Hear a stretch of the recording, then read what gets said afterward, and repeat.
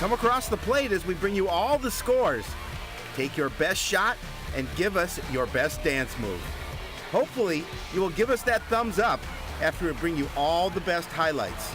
Even Dan agrees that there's no place like home. Sports Night is next.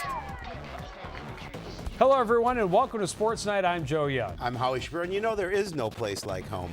Well, I feel at home right here. Yeah, boy, this is our second home.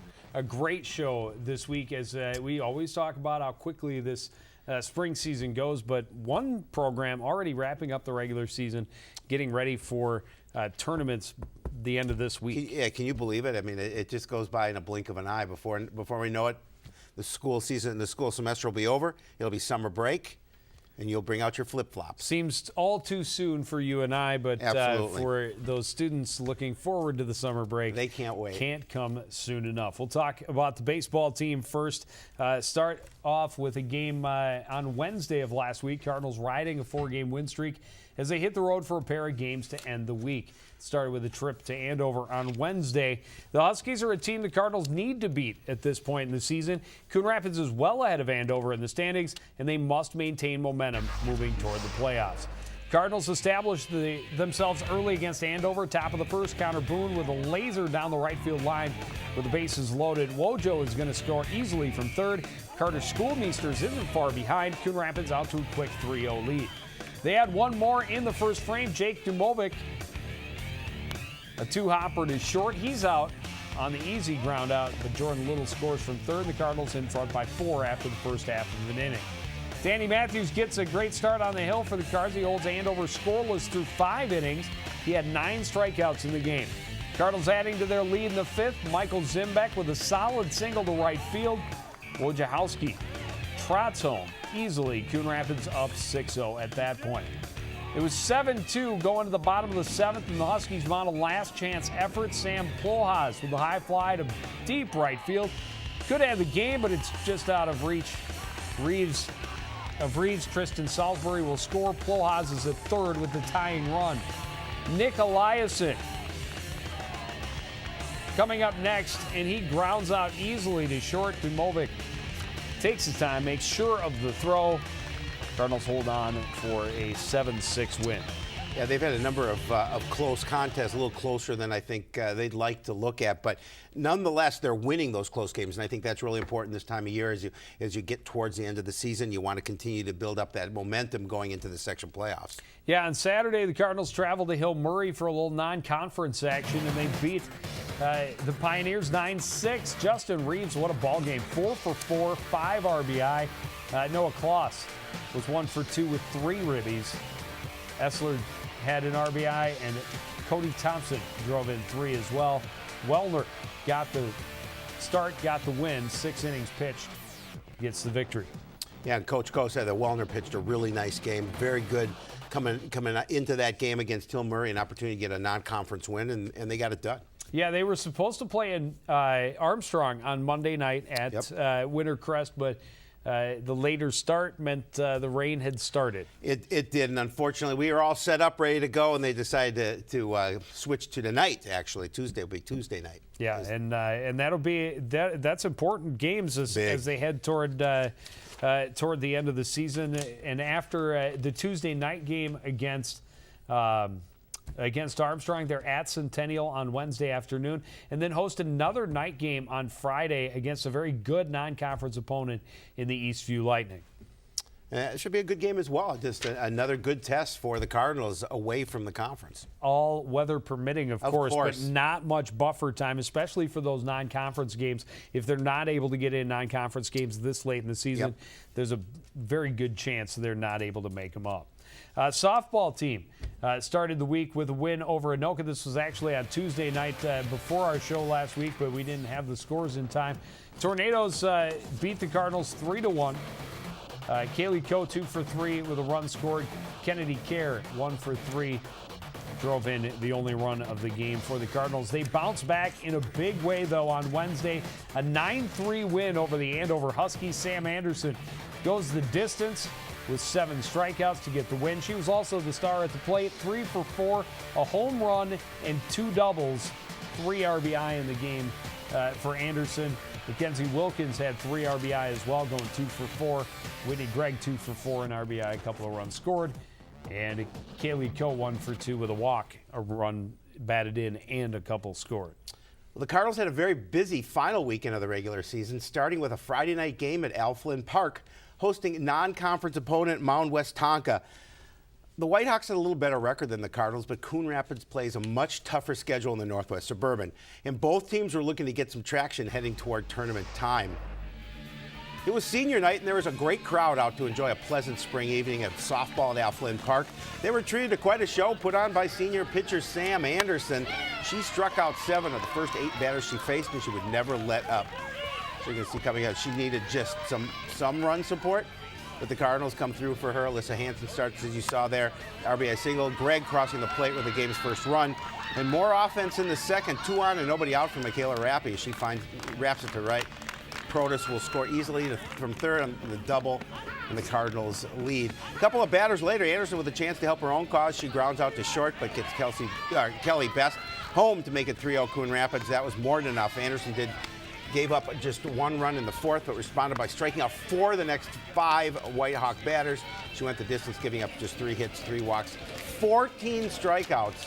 And the Cardinals get the 4-1 win. It was a dominant performance by her, no doubt. She was very, very impressive right off the get-go and taking a little something off, having fun out there.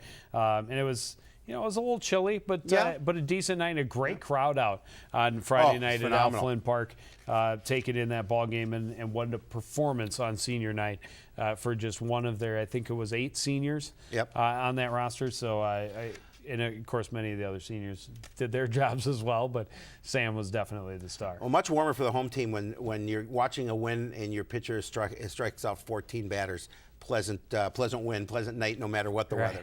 Well, the Cardinals hit the road on Saturday and went to St. Louis Park's Aquila Park for a little bit of a tournament on Saturday. They played 3-1-2, 18-1 over St. Paul Academy and 10-3 over Benilde St. Margaret's.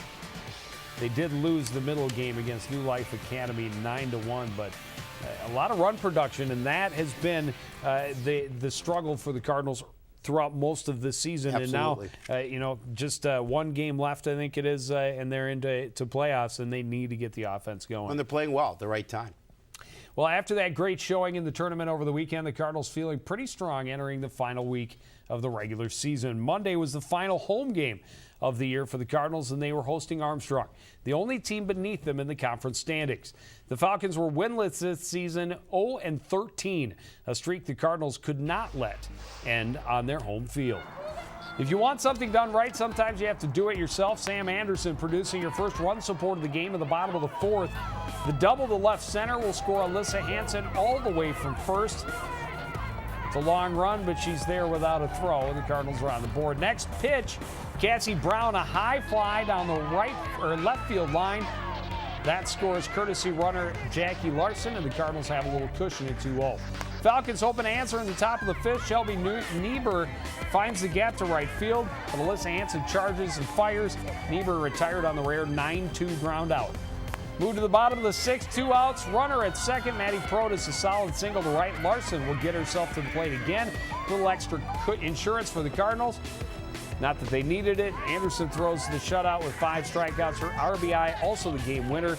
Cardinals, a nice win, 3-0. And Sam Anderson continues to produce. Yeah, she does, and the Cardinals continue to go on a little bit of a win streak, and that's certainly something that they need. Because, as you mentioned, the season's just about over, and they will hit the sections. One more. They are at Centennial on Wednesday of this week.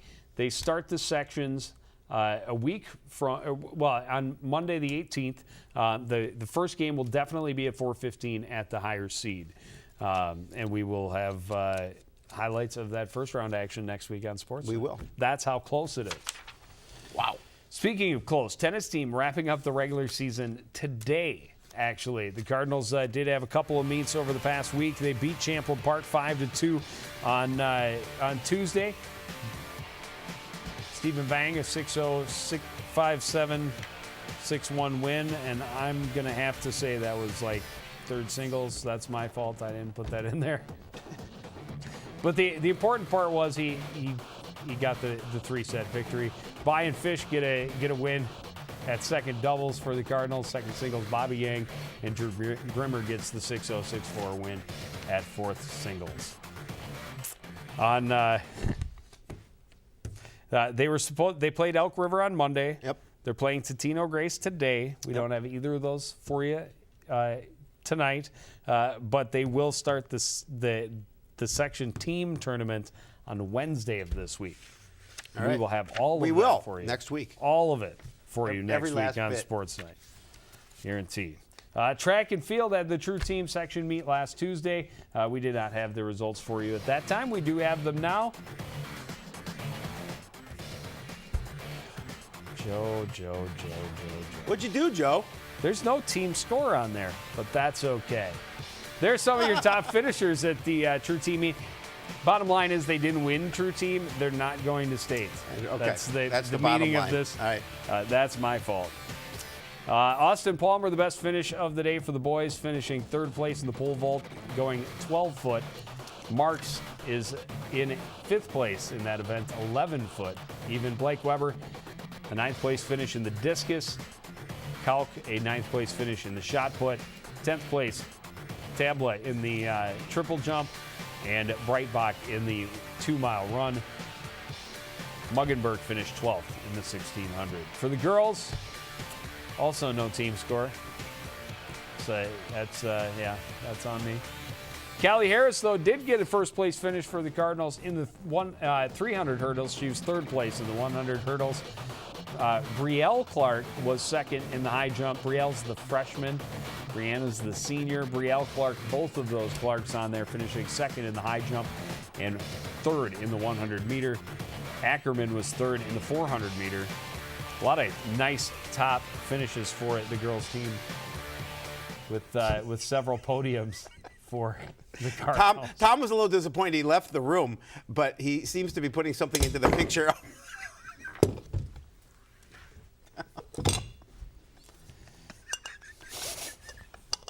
This is quality television at its finest. That's why we have this. Broke the Emmy. You know, the show wasn't going as smoothly as we liked. We'll get that fixed for you. Now Tom comes in and throws the Emmy at us into like three separate pieces. But yet we won. So that's called resting on our laurels. All right, track team. Let's get this back on the road. They were at Armstrong today with Blaine. The Northwest Suburban Conference Championship starts next week. Boys prelims on Mondays, girls on Tuesdays. Both finals will be at Coon Rapids on Thursday next week. Boys golf team had the whole week off since last we spoke. They were at Majestic today with the Northwest Suburban teams. Did not get that update in time for the show. They will be at Victory Links with the Northwest Suburban Conference teams on Thursday. And then next Thursday, the Northwest Suburban Conference Championships, which will be held at Bunker Hills.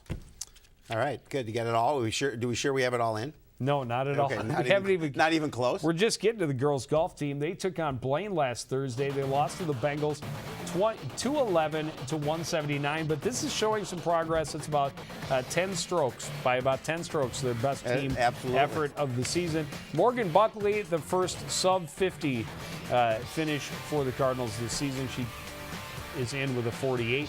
Sarah McDonald, a 53. Tara Peterson, a 54. McManus, a 56. Herman, a 58, and Larrabee, a 60 for the Cardinals. The Cardinals took on the Anoka Tornadoes today. We didn't get that in time for the show. They have thought we took the week off. Northwest Suburban Conference Championships next Friday. And then the 5 AAA championships are at North Fork on Tuesday, the 26th of May. Okay. That was a lot to digest. Let's talk a little lacrosse. Boys lacrosse. We should. All right. We should. The boys lacrosse team suffered its worst loss of the season last Monday, 19-1 at the hands of Osseo Park Center. They hope to turn it around a bit the next time they took the field. They hosted Andover on Wednesday. The Huskies were beatable. They were just ahead of the Cardinals in the standings and had lost 4 in a row.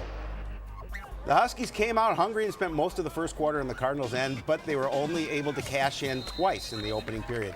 Andover's pressure pays off more in the second quarter. Huskies scored 6 unanswered goals, 5 of them in a matter of just 88 seconds. All of a sudden, this one's out of hand. The Cardinals do get on the board before the half. Noah Stanek finds Blake Isaacs to the shooter's spot. Isaacs finishes. It's 9-1 Andover at the break. Coon Rapids trying to get things turned around in the second half. Alex Brovic scored twice in the first 2 minutes of the third quarter. The Cardinals back within 6. But unfortunately, it's as close as it would get. The Huskies maintained their distance throughout the remainder of the game, cruising, and I'm saying cruising, to a 14-5 win over the Cardinals. It was a tough one for the boys. Yeah, it was a very good passing possession team in the Andover Huskies, and very much so. The Cardinals, every time they tried to threaten, would be at the short end of a long possession by Andover, and Andover was making their possessions count. Cardinals were back home, they were on the road again on Monday against Totino. Oh, Friday. I wanted to forget about that one. They lost 14-1 at Champlain Park on Friday. That was supposed to be the season opener. It was postponed until last Friday. Then on Monday, they traveled to Totino Grace and lost 6-1. They host Armstrong on Wednesday, and they are at Anoka next Monday. Lacrosse teams, of course, will be some of the final teams in action. Yes, they will. For the high school season. Girls lacrosse team has a couple of huge games coming up this week that could go a long way in determining the conference championship.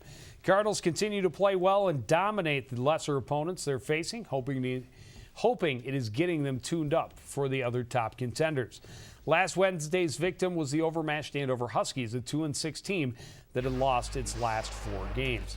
Cardinals established their dominance from the opening possession. Bailey Ryan behind the net, drawing a lot of attention. Able to find Kayla Ross out front. She puts the quick shot past keeper. Coon Rapids up 3-0. Ryan pressuring the Huskies keeper. A long pass is going to be picked up by Allie Erickson. She goes right back to Ryan for a quick backhanded goal. Huge night for Bailey Ryan.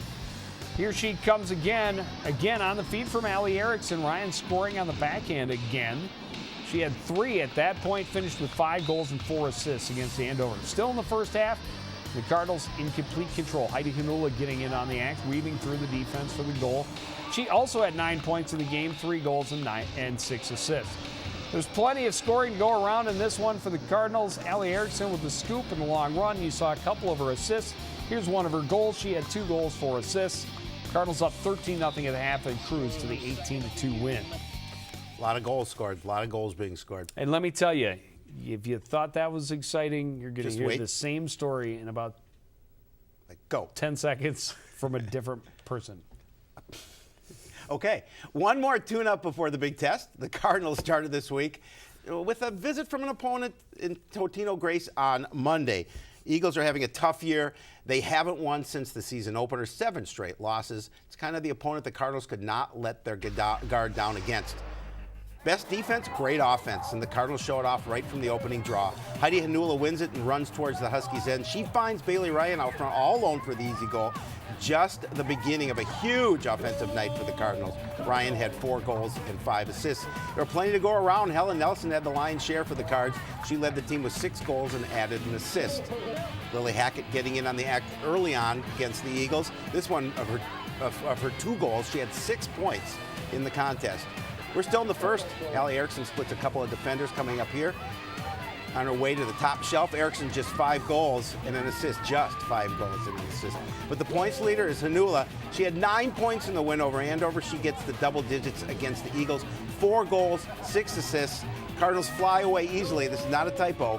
26-8, the final. Yeah, they're having 26. fun, but yeah, as we talked about, those are the teams toward the bottom of the conference. Now they have the teams right at the top. They have Armstrong on the road on Wednesday. Yep. Armstrong right behind the Cardinals in the conference, and tied with the Cardinals is the Champlain Park Rebels. The team they were supposed to open the season with is now coming up on Friday of this week, and they have those games back to back. Those huge. Yeah, we were supposed to do that original opener against Champlain Park, and because of the weather, they decided to postpone it. And now it comes down to the end of the season where it's going to be a huge game for both squads. Should be a lot of fun. Yeah, and both Coon Rapids and Champlain Park are undefeated in the conference coming into the week, and both will be looking to stay that way. Oh, it'll be interesting. Only one shall remain undefeated after Friday night. That is true. And they've still got a couple games left in the conference, but that's that's the important.